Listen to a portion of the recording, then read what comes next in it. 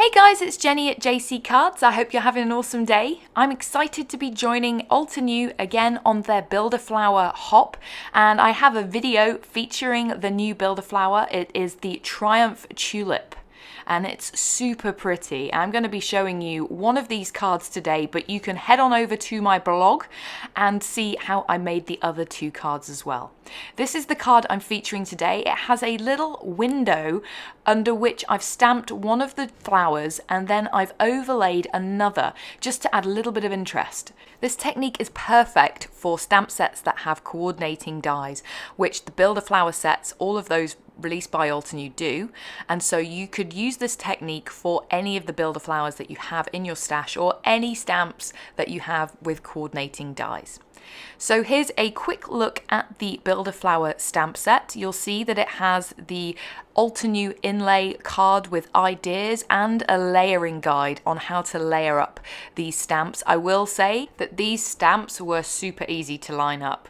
I use a MISTI for doing my stamping with layering stamps, but you can use acrylic blocks as well, and I would say that this stamp set is very straightforward to stamp. I know a few of you are afraid of layering stamps, and some of them are complicated, but maybe this one is a good one to try as a newbie to layering stamps.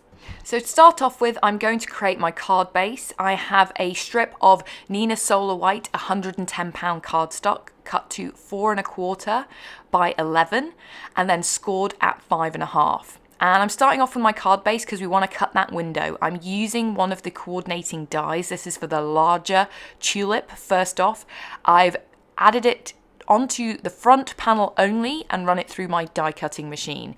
I had a good idea of what I wanted the layout of my card to look like, so you'll notice I've been very specific in where I put that die. So you need to have a think before you cut your window as to how you're going to lay out your card. I've then added it into my MISTI to do my stamping. I've refolded the card panel and the window is facing upwards. I lined up the stamp by inlaying it into that window so that it fit perfectly, and it's going to stamp directly onto the back inside the card front. So you'll see when you open up the card, you'll see that big tulip inside. The inks that I'm using today are from the recently released Fall Harvest Crisp Die ink set. And these are laid out perfectly from light to dark, so they're great for layering stamp sets. I'm using for my first layer the butternut colour, which is a light kind of brownish warm yellow. And I forgot to prep my stamp. These solid stamps need a bit of prep, which is you just take an eraser and just lightly rub it over the area of the stamp and then rub off any of the eraser that comes onto it. And then you've got a perfectly prepped stamp that will stamp every time perfectly. Because I forgot to do that, I stamped my lowest layer, my first layer, twice with the butternut. For my second layer, I'm using pumpkin pie. And then for my third layer, I'm using yellow ochre. Now there are 4 layers to these images, and you'll see what I'm gonna use for my 4th layer in just a second. I did also, in between each layer, I stamped onto a separate sheet of Neenah Solar White, the smaller tulip, just so that I had the same inks out. And that one I'm going to be die cutting a bit later on. Now for my 4th layer, I've lined it up, I've prepped the image on the cardstock with a powder tool, and then I'm inking it up with embossing ink, and I've stamped it a couple of times, and that's because I'm going to be heat embossing this 4th layer. I'm using Altenew's copper embossing powder because I thought it was a lovely warm brown colour which would go perfectly with these Fall Harvest inks, and the smallest layer is always the darkest. It adds the contrast, and so this copper embossing powder is perfect to act as a 4th layer in place of the darkest ink, which is, for those of you who were interested, Sicilian amber. And then I'm going to heat that up with my heat tool. I have left that to warm up for a good minute or so because I don't want this card base warping. We're not using a separate panel because that main image is on the card base itself. I want my heat tool good and hot just to blast that embossing powder, get it nice and smooth and melted without warping the cardstock.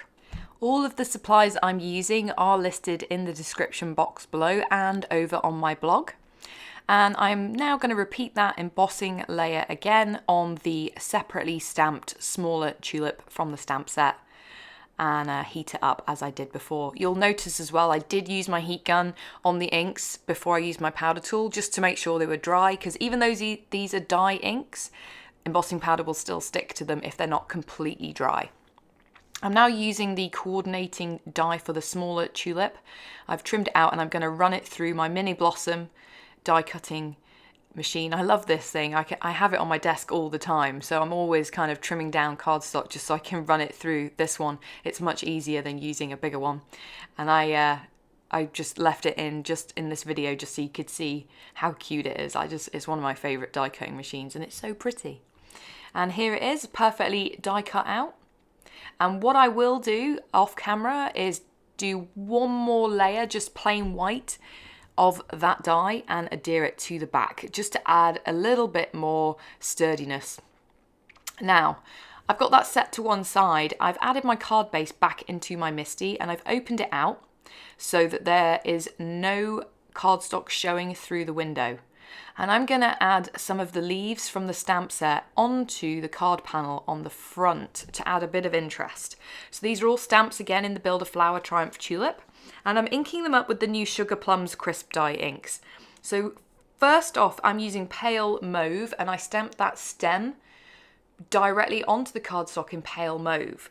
I then came back in, and without removing my stamp, I went in with the grape agate from the Sugarplums crisp dye ink set. That's not the second, that is the third ink in the set.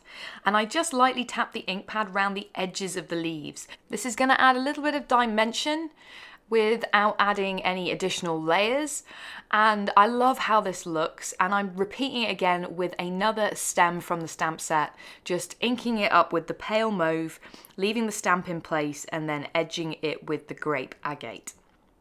Now I'm lining up my die cut here, just not attaching it right now, but just lining it up so I can see where I want this next stamp to go. And I'm going to pick it up with my MISTI. And then this time I'm going to be using the pale mauve and the grape agate again. But this is actually a layering stamp. It has, I don't know what it is, some sort of buds that you can add as a second layer into this stamp set. So you'll see I'm just adding it in here, lining it up. It's pretty straightforward to line up. I would recommend for that one using the layering guide. And this time I'm going to go back with my Full Harvest inks to coordinate with the tulips. So I'm inking it up with butternut, and then I'm going to edge it like I did with the leaves with the pumpkin pie, just on one side to add a little bit of shadow and bring out that sort of faux dimension without adding layers and bulk to the card. And I'm going to repeat that. Sometimes you'll find, particularly with larger ink pads, if you're not using an ink dauber, that you get a harsh line between the two colours where you've edged it up. If you go in and do it a second time, that can blend it out a little bit more. Now I got an ink smudge on my card base, and given that I'm not adding a panel to this, I need to remove that ink smudge. I'm using my mono sand eraser. And for a little bit of extra added interest, I'm going to add my inks directly onto my craft mat. This is actually a craft mat from Altenew, which I love. I think I've used it in every video for the last 6 months. I'm just going to spritz a bit of water and then flick on some of those coordinating inks just to add a little bit of interest, both in the butternut and the pale mauve. You could also use black. I like to add black splatters, but this time I wanted to keep it soft, and I haven't got any black lines on my card, so I'm just adding in those softer colours and just flicking a few ink spots. Now, I should have used a post-it note at the top to protect the back of the card, so that did end up with a few splatters, but that's okay. Now I've got my die cut here. I'm going to add it to the front, and I'm using foam squares to do that.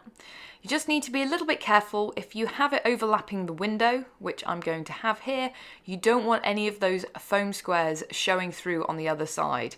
One, it doesn't look that great for the recipient when they open it up, but more because you don't want that top layer of the card base sticking to the bottom. You want the recipient to be able to actually open the card. So You can plan it out better than I did. When I opened it up, I saw that there was actually a foam square showing through. Whoops. So all I'm going to do is just pop in with my cutter bees, trim that foam square off, and no one will ever know. And that almost finishes the card. I do still need to add my sentiment. So I'm using one of the sentiments from this stamp set, which is Reason to Smile. And I'm going to stamp directly onto the card base, first off with You Are. I'm using black ink here just to stamp directly onto that card base. It's very fine sentiment, so I'm using VersaFine Onyx Black here. And I'm going to stamp that directly onto the card base. And then for my secondary sentiment, I'm actually going to do this as a separate strip, and I wanted it to coordinate with the colours I've already used. So I'm running the pale mauve ink pad just directly onto this white cardstock.